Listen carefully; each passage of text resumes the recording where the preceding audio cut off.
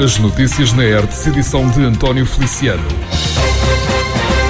Uma pessoa ficou em estado considerado como grave, crítico, na sequência de um incêndio que deflagrou numa empresa de produtos químicos situada na zona industrial do entroncamento.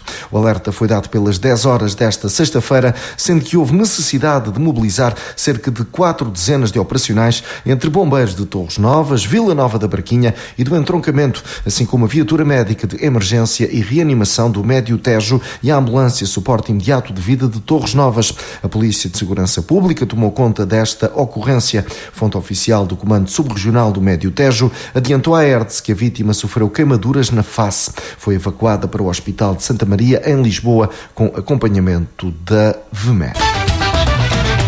A informação é avançada pela Unidade Local de Saúde do Médio Tejo. Devido a constrangimentos intransponíveis, o Serviço de Urgência Pediátrica da Unidade de Torres Novas estará encerrado das 9 horas deste sábado até às 9 da manhã desta segunda, dia 25 de março. Antes de se deslocar a qualquer unidade hospitalar, deve sempre ligar o SNS 24 808 24 24 24, uma linha telefónica gratuita 24 horas disponível, onde profissionais de saúde estão prontos para ouvir, avaliar e encaminhar para a resposta mais adequada, seja o hospital ou a consulta nos cuidados de saúde primários. Em situações de emergência, o contacto deverá ser realizado diretamente para o 112. Rádio Hertz, a primeira a informar. O Concelho de Tomar, assim como a região do Médio Tejo, tem estado debaixo de poeiras do norte de África. Atenção à fraca qualidade do ar. Assim deverá continuar até este sábado. A Direção-Geral da Saúde alerta para a ocorrência de uma situação de fraca qualidade do ar no continente, registando-se o aumento das concentrações de partículas inaláveis de origem natural no ar. O mesmo comunicado adverte que este poluente, partículas inaláveis, PM10, tem efeitos na saúde humana, principalmente na população mais sensível, crianças e idosos, cujos cuidados de saúde devem ser redobrados durante a ocorrência destas situações.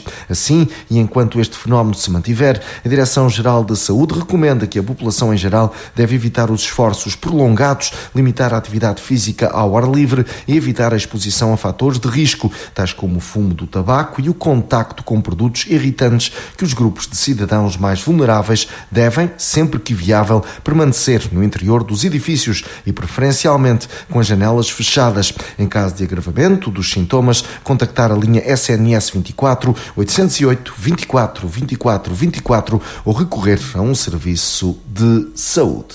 Rádio Hertz, informação. Está dado o passo decisivo para a criação de mais alojamento para os estudantes do Instituto Politécnico de Tomar. Registro, nesse particular, para o lançamento das obras de reabilitação e adaptação da residência de estudantes no edifício do IPT, que está situado na Avenida Cândido Madureira, naquele que será um investimento na ordem dos 2.300.000 euros e que irá permitir a criação de mais 68 camas, número que se junta às cerca de 230 existentes. A sessão formal contou com a presença da Ministra da Ciência e Tecnologia e Ensino Superior, Elvira Fortunato, sendo que foi João Croado, presidente do Politécnico, a fazer as honras da casa e a sublinhar a importância deste ato e, claro, da criação de mais oferta de alojamento. Isto num quadro em que o abandono escolar é muito elevado, lamentou. O investimento, como já tiveram a oportunidade de ver quando entrar, já está no cartaz, no edital, é de aproximadamente 2 milhões, não chega a 300.000 euros, e vai permitir que nós possamos oferecer aos nossos estudantes, principalmente aos nossos estudantes, mas genericamente a todos os ativos e utilizadores que visitem também o Instituto Politécnico de Tomar, mais 68 camas a juntar às nossas 230 camas, portanto 300 camas, portanto é um número, digamos que é interessante, não é o suficiente, mas é interessante e isto vem, de facto, colmatar aqui uma grande necessidade, porque nós associamos os valores de abandono, que são elevados, reconhecemos que são muito elevados na nossa região, resultado, enfim, da localização, do contexto. Aliás, são temas recorrentes de discussão com a CIM, com a Câmara Municipal, portanto, no sentido de olhar para estratégias que fomentem o enraizamento e digamos, a recepção dos estudantes de forma a que não saiam aqui do Médio Tejo, mas dizia eu, para além de oferecer estas 68 camas aos nossos estudantes, permitem-nos reabilitar um edifício que tem problemas resultado da sua idade, apesar da manutenção que foi tendo, importava uma reabilitação importante, e essa reabilitação vem no sentido de tornar o edifício mais ecoeficiente. A ministra Elvira Fortunato, por sua vez, fez questão de referir que abraçou este projeto com muito carinho, reforçando que está em causa uma necessidade nacional. Aliás, acompanhei desde o início, muito embora este processo até tenha sido iniciado com o anterior governo, mas assim que tomámos posse, quer eu, quer o Sr. Secretário de Estado, abraçámos este projeto com muito carinho, exatamente porque é uma necessidade que nós temos. Aliás, como foi aqui muito bem ilustrado pelo Sr. Presidente do Instituto Politécnico, nós temos falta de camas, as camas não aparecem de repente, e há que trabalhar muito em conjunto, aliás também com as autarquias, com as regiões, porque todo este processo, muito embora não só as instituições de ensino superior podiam elas próprias ser as promotoras e fazerem as suas candidaturas e apresentarem os projetos, portanto foi um processo que também estava aberto a outras instituições, nomeadamente autarquias, ou até mesmo a Santa Casa da Misericórdia. Portanto, havia outras instituições, exatamente porque quisemos alargar o âmbito de forma a ter mais entidades a concorrer, exatamente para podermos responder a este problema grande que temos a nível nacional e que não é um problema a nível nacional. Aliás, o problema do alojamento é um problema europeu. Aliás, a Holanda deixou de receber alunos de fora da Holanda porque já tinha alunos universitários a dormir em relotes. Portanto, tinham relotes exatamente porque não havia forma. Portanto, e neste momento cortaram e não deixam entrar mais alunos do ensino superior para a Holanda. Aliás, ainda tive há semanas num Conselho Europeu em que estava exatamente o Ministro da Ciência e Tecnologia holandês que disse exatamente que tinham cortado e que não tinham forma. Porque isto é um problema, é de todos, mas as casas não aparecem assim de repente. Investimento supera os 2 milhões de euros e aponta a requalificação do edifício do IPT na Avenida Cândido Madureira. Vão ser criadas mais 68 camas para os estudantes. Tenha atenção, o Serviço de Urgência de Ginecologia, Obstetrícia e Bloco de Partos do Hospital de Abrantes estão de portas fechadas desde a manhã desta sexta-feira e assim irão continuar até às 9 da manhã desta segunda, dia 25 de março. Está em causa o cumprimento da deliberação da Direção Executiva do Serviço Nacional de Saúde, sendo que se acredita que estes transtornos irão chegar ao fim, precisamente neste fim de semana. Pelo menos é o que tem sido adiantado pelas autoridades de saúde. Por agora, então, as grávidas, em caso de necessidade, terão de recorrer aos outros hospitais. Tenha presente que antes de se deslocar a qualquer unidade hospitalar, deve sempre ligar o SNS 24 808 24 24 24, uma linha telefónica gratuita disponível 24 horas por dia. Em situações de emergência, o contacto deverá ser realizado diretamente para o 112. Rádio Hertz, a primeira a informar. Esta sexta-feira, 22 de março, ficou marcada pela realização de mais uma edição das Jornadas do Consumo, iniciativa que decorreu na Biblioteca Municipal António Cartacho da Fonseca, em Tomar, numa organização do município nabantino. A Hertz marcou presença na abertura da sessão e registou a intervenção de Filipa Fernandes, vice-presidente da autarquia, que destacou o papel desempenhado pelo Centro de Informação Autárquico ao Consumidor no auxílio prestado ao público. A defesa do consumidor, no meu ponto de vista, tem um papel preponderante, sempre teve na nossa sociedade e hoje, mais que nunca também, tem um papel preponderante naquilo que é a informação condigna a chegar ao nosso público, aos nossos concidadãos, aos nossos munícipes e nisso este gabinete tem feito aqui um papel fulcral no acolhimento e na informação concertada, porque, como bem sabemos, todos nós somos consumidores. De uma forma ou de outra, todos nós consumimos, todos nós, alguns que consomem até em demasia, mas porque assim o é, e há outros que consomem apenas por necessidade, mas todos nós somos consumidores na nossa sociedade e, portanto, de uma forma ou outra, todos nós precisamos estar bem esclarecidos dos nossos direitos e daquilo que nos chega.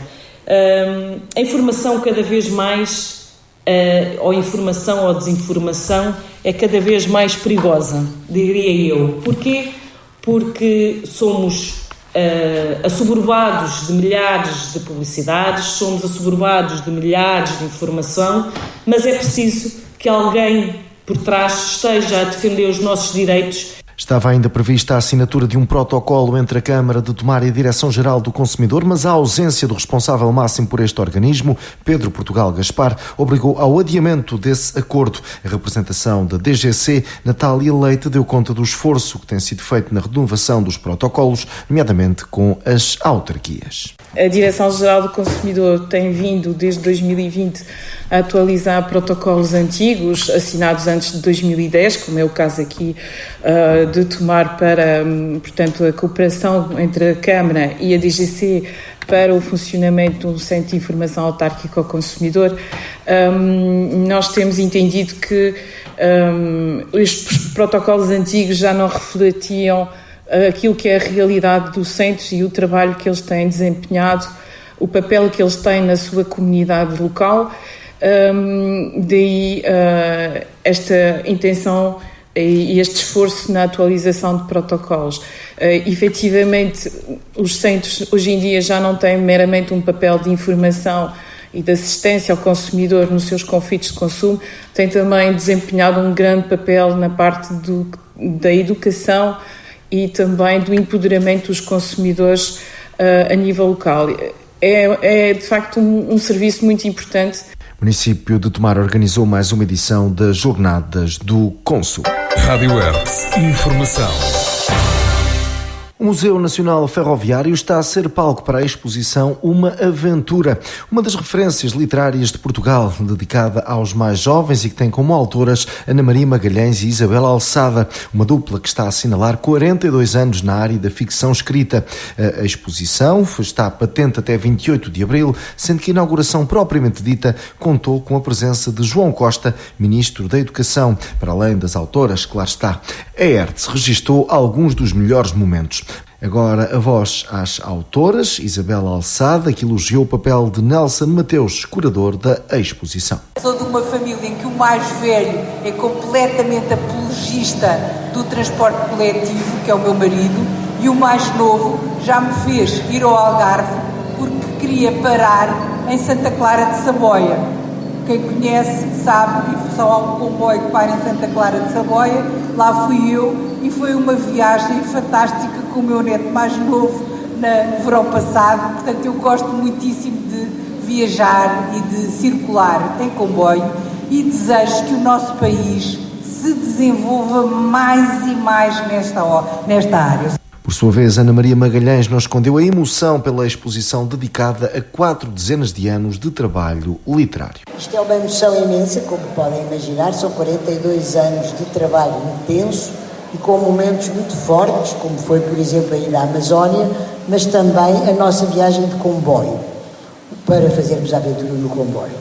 Os comboios, para mim, têm um significado especial e tenho recordações muito de infância muito fortes, porque os meus avós eram do norte e quando começávamos as férias era partir, passando à Polónia, partir de comboio para viagens que demoravam horas, com cestos, com piquenique, e a tampa do cesto rangia e a paisagem corria ao contrário nos vidros e a avó contava histórias, portanto, e não tínhamos pressa, portanto é uma recordação forte e boa.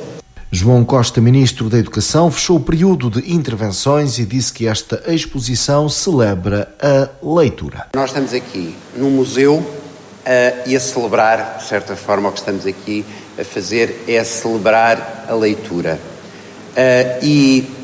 Porque é que é tão importante estarmos no museu e porque é que é tão importante celebrar a leitura?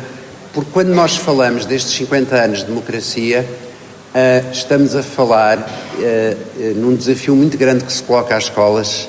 Nós temos, nestes 50 anos de democracia, temos, se calhar, pela primeira vez nas escolas, uma geração que, tal mais ou menos como a minha, não tem memória do que não foi viver em liberdade e cujos pais também não têm memória da privação da liberdade. A exposição Uma Aventura está patente até 28 de abril no Museu Nacional Ferroviário, no Entroncamento. Vamos agora avançar para a nota do dia, hoje com Américo Costa. Caros munícipes e ouvintes da Rádio Hertz, os portugueses foram às urnas no domingo, dia 10 de março, para escolher um novo Parlamento. O grande destaque foi o Partido Chega, que se consolidou com o maior crescimento político do pleito, tornando-se peça-chave para a definição do próximo governo.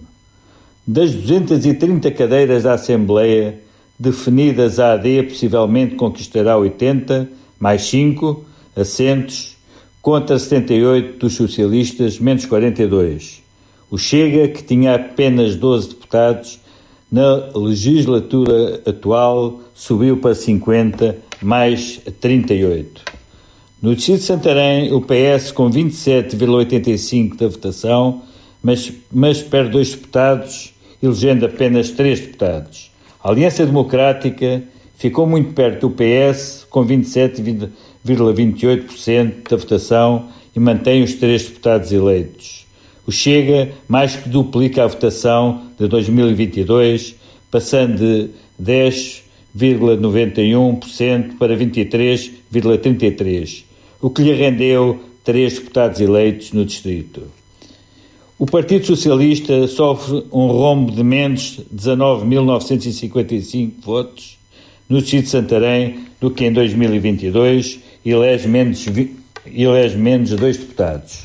Já o Chega consegue um grande crescimento, passando de 23.813 votos, 10,91% em 2022, para 58.554 votos, 23,32% nestas eleições. Passa assim de 1 para 3 deputados, é um aumento de 34.741 votos em relação a 2022.